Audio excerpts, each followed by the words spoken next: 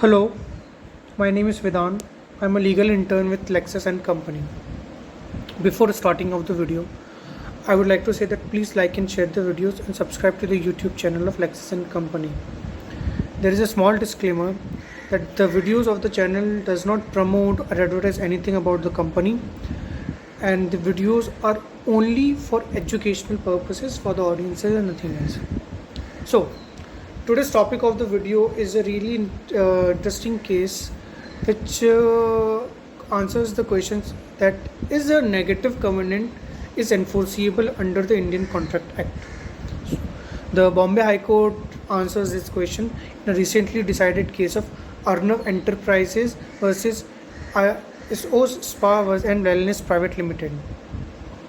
The Bombay High Court, comprising of bench of Justice V.G. Bist and Justice R.D. Dhanuka, observed that a negative covenant is enforceable in law and is not contrary to Section 27 of the Indian Contract Act in view of the nature of confidential information and documents furnished to the appellants with permission to use such sensitive information and confidential information of the documents during the existence of the franchisee agreement and not after the termination of the said agreement. The facts of the case was the respondent is engaged in the business of running wellness centers under the brand name and trademark of IOSIS. The appellant approached the respondent for a franchisee and subsequently various correspondence were exchanged between the two parties through emails. A letter of intent was issued and the franchisee agreement was executed.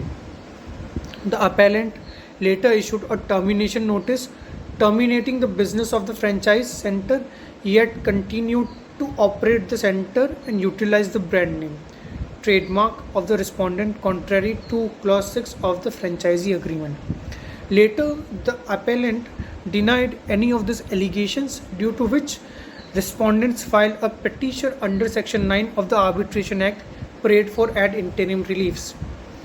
However, the appellant raised a preliminary objection with respect to the maintainability of the said petition, and they alleged that a franchisee agreement was never signed and executed between the parties and hence was indeed a bogus document.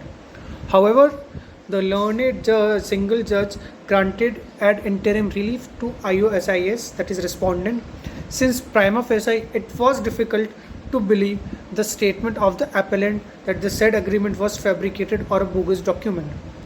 The appeal was filed in the Bombay High Court under Section 37 of the Arbitration and Conciliation Act, where the appellant has impugnated the order by which ad interim measure was granted in favor of the respondent under Section 9 of the Arbitration Act. So, what were the contentions of the parties? The counsel for the appellant had invited the court's attention to some of the documents annexed to the appeal paperwork and submitted that there was no franchisee agreement signed between the parties. Whatever steps were taken by the parties were taken under the said letter of intent, which also came to be terminated by his client. He submitted that clause 16 of the franchisee agreement, which prohibits the appellant from operating or doing business under any name or in any manner, was not applicable since no franchisee agreement was signed by his client. In any event, such clause is contrary to Section 27 of the Contract Act. Such negative covenant could not have been enforced against the appellant. The appellant cannot be restrained from carrying on his own business being carried by not using the trademark or material of the respondent. The counsel for the respondent, on the other hand, submitted that not only the letter of intent was issued by the respondent, but the parties had actually executed the franchisee agreement. Various steps were taken to those documents by the parties. The appellant had, however, terminated the said agreement between the parties. Though this court had granted ad interim relief, the appellant committed violation of the ad interim order passed by this court and continued to use trademark of the respondent. The respondent has already filed a separate contempt proceeding against the appellant.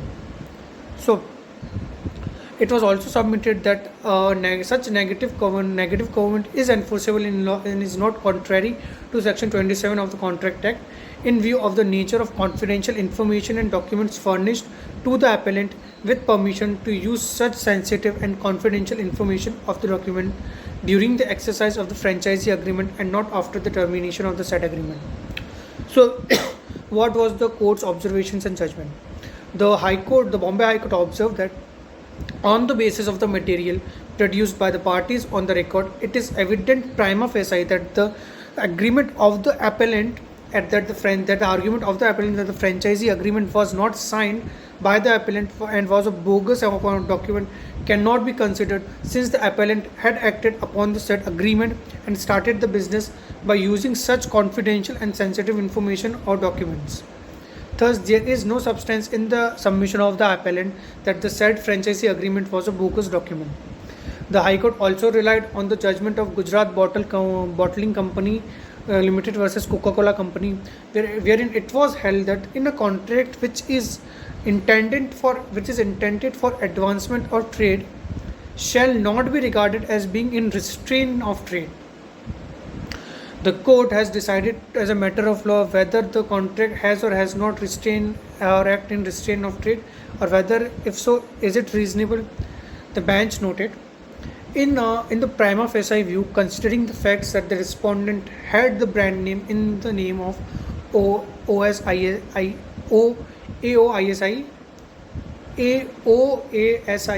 OSIS, and has reputation in the market, and having furnished various sensitive and confidential documents and information including the list of their clients, customers, such restraint is recorded in clause 16 of the franchisee agreement in a prima facie view would not be restraint of trade under section 27 of the Contract Act. The Honorable Supreme Court in the said matter had granted injunction against the defendant after considering the provision of section 27 and also principle laid down under order 39 and also section 42 of the Specific Relief Act 1963. Thus, the High Court, while disposing the petition of the appellant, remarked, be it as it may, since the impunged observation made by the learned single judge are prima facie in nature, and since these two orders are ad interim orders, even otherwise we do not purpose to interfere with those orders even on this ground. It is made clear that the observations made by the single learned judge as well as the observations made by this court in this order are prima facie in nature. No case is made out by the appellant for interference with the impunged order passed by the learned single judge. The appeal is devoid of any merit and is accordingly dismissed, and all the pending interim applications are also dismissed along with the case.